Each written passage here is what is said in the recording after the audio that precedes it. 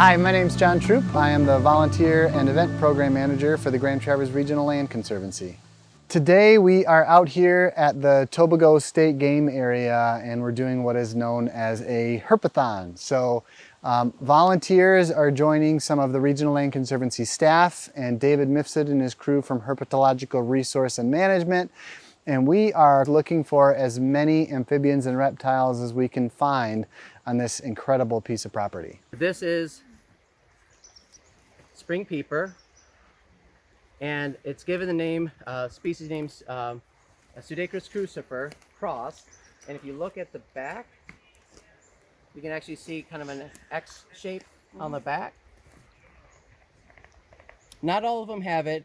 Some are far more distinct than others. Hi, I'm Dave Mifsud. I'm the herpetologist for my own company, Herpetological Resource and Management. So by helping understand the amphibians and reptiles and knowing what species we have on the landscape, it allows us to better manage and best conserve ecosystems. Amphibians and reptiles are recognized as key biological indicators. Many of them have biphasic life cycles, meaning they occur in both aquatic and terrestrial habitats. Several of them also require different habitats throughout the active season. So the species that are on the landscape tell us a lot about how healthy an ecosystem is. They look very similar, so one of the diagnostic differences is that yellow blotching on the pits. It's like great tree roots falling from the trees right on the ground.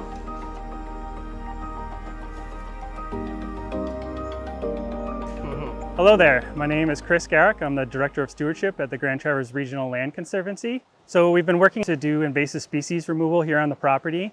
We're targeting invasive glossy buckthorn, which impacts this ecosystem, not only the plants that are present, but also has some pretty serious impacts for the amphibians and other wildlife that are on the property.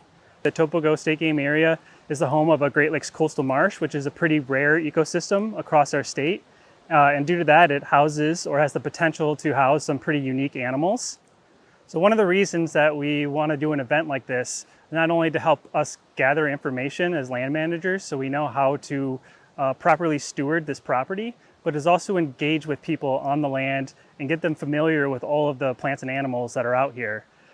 Because as I mentioned, this is a really unique habitat and there are some rare and threatened species, which underlines the reason why we protect these properties and why it's so important to have these protected.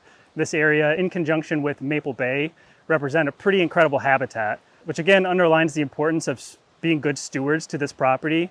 So the more and better information we can obtain about the plants and animals on this property, the better we can direct our uses and make sure that we are being responsible stewards and protecting those critical species.